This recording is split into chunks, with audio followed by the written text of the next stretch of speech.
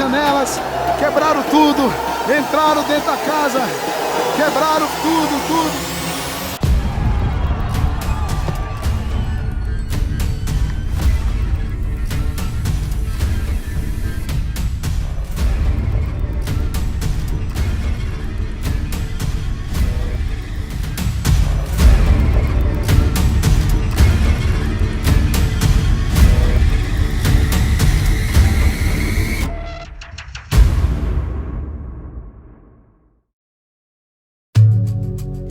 O prédio do Congresso Nacional foi pensado para ser um espaço aberto, de trânsito, de ideias e de pessoas. Um espaço para o diálogo, para o parlamento, para a fala, para a escuta, para a deliberação. Essas características não devem ser alteradas. É importante que o debate legislativo possa encontrar nos seus servidores, em todos os seus colaboradores, o suporte material e técnico para que ele aconteça de maneira livre, com todas as ideias políticas que cabem na democracia.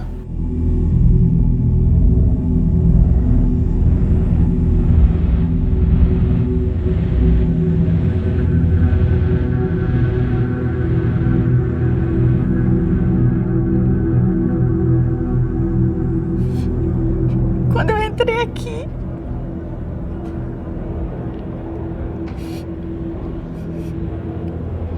e vi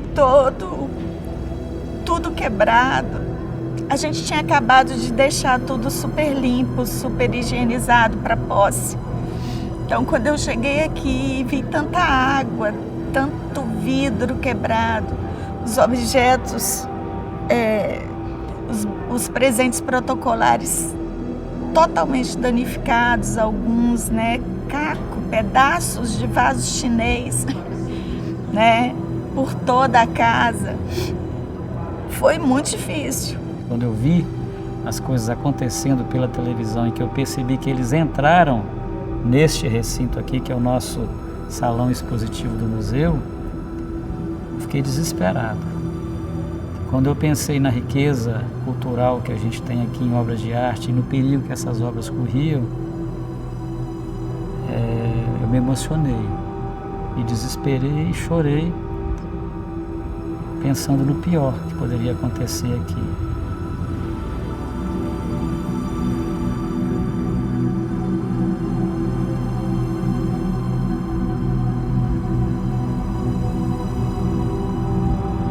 Simbolicamente, essa barbárie, digamos assim, que chegou a resultar em facadas numa obra de Di Cavalcanti, e em prejuízos para tantas obras no Palácio do Planalto, no Supremo Tribunal Federal e na própria Câmara, elas impactaram, elas foram uma manifestação também de ódio à cultura, alguns dos símbolos da cultura. Aqui na Câmara tem um contexto bem interessante. Eu diria que tome cuidado com tudo, porque tudo aqui é um bem cultural. O nosso edifício inteiro é tombado. As paredes que você vê que são de Atos Bucão, né? Os bens integrados à arquitetura, tudo aqui tem história. O Palácio do Congresso Nacional é o ícone da democracia. Isso foi dito pelo próprio Niemeyer. Danificar esse patrimônio que está aqui, danificar as obras, né, como o Anjo que está aqui, significa danificar o que a gente tem de mais sagrado no nosso país hoje, que é a nossa liberdade. Eu comecei retirando um quadro do pintor Guido Mondin que estava caído, né, fora da parede.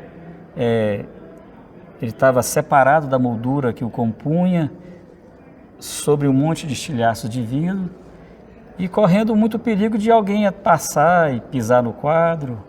Logo depois eu socorri, junto com outros restauradores, uma tapeçaria do Burle Marx.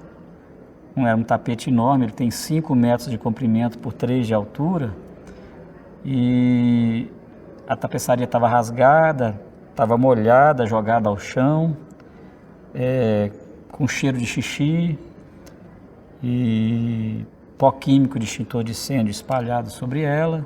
Essas pessoas que manifestaram sua fúria em direção à obra de arte, será que elas tiveram de verdade uma boa aula de arte? Será que elas foram ensinadas a refletir sobre o sentido de um patrimônio artístico-cultural? Ou a gente ainda está com uma concepção artística excludente da sociedade?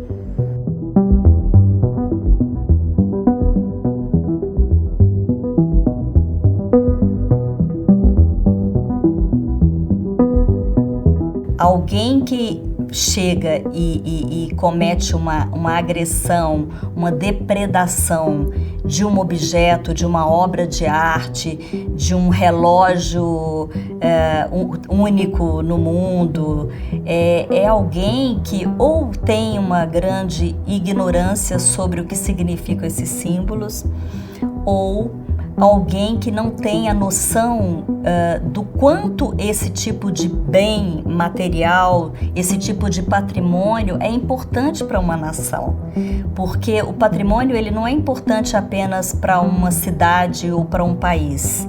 No caso de Brasília, que é patrimônio mundial, a cidade e o seu patrimônio arquitetônico, histórico, cultural, material e imaterial tem uma importância para todo o mundo.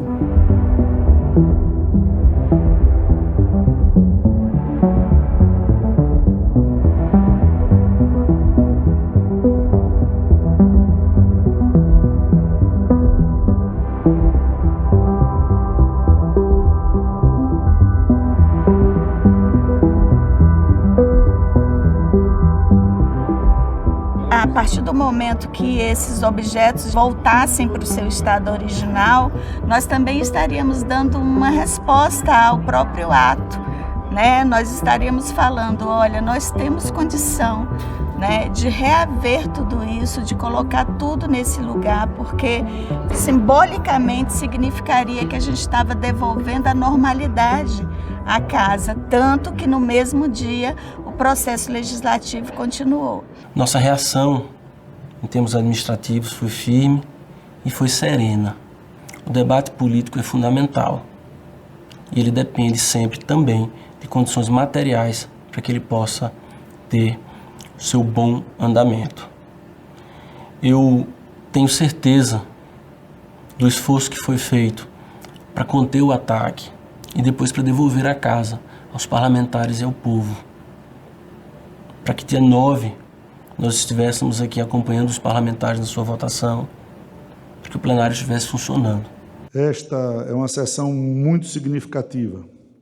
Não estava prevista, mas, ao acontecer no plenário do poder mais democrático da República, é a prova concreta que a nossa democracia continua viva e funcionando plenamente, o que continuará para sempre. Quando existe uma guerra e você quer acabar, aniquilar com aquele povo que você está querendo destruir, o que você faz? Você tira desse povo a cultura, você tira desse povo a identidade. E como é que você faz isso? Eles tiram dessas pessoas a memória do que realmente as representa.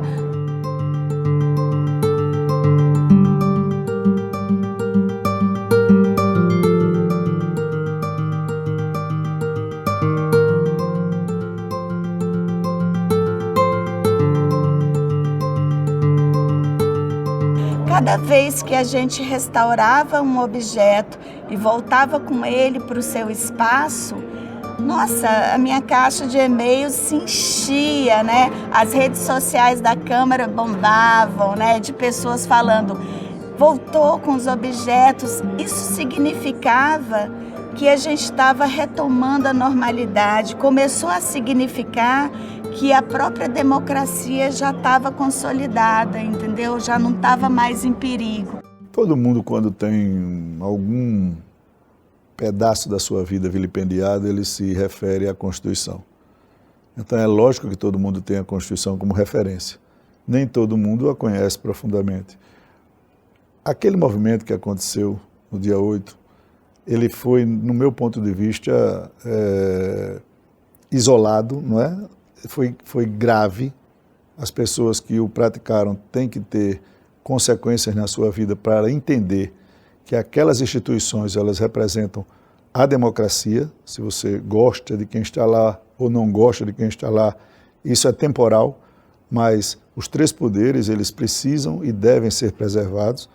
O Brasil, ele precisa disso, e a resposta foi imediata, com a união de toda a federação, todos os governadores, todos os poderes, presidentes de poderes, deputados, senadores, ministros do Supremo, Poder Executivo, todos de imediato reagiram ao que houve e deram a demonstração ainda mais inequívoca que a nossa democracia é firme. Aquele ato impensado ou pensado, ele foi ao limite da irresponsabilidade, na agressão, na destruição, na depredação, na simbologia do que aquilo representa. Só que eu sempre disse que você não pode generalizar o brasileiro que pensa mais à direita ou mais à esquerda por aquele ato. Aquele ato tem que responder àqueles que participaram, que já estão identificados, que estão cumprindo com as suas responsabilidades. Então, a Constituição, ela é base para todo reclame dos seus direitos. Mas nós sabemos que nós temos deveres. Dever de respeitar o direito do outro, dever de respeitar os princípios que regem a nossa democracia, fazem parte também do contexto da nossa Constituição.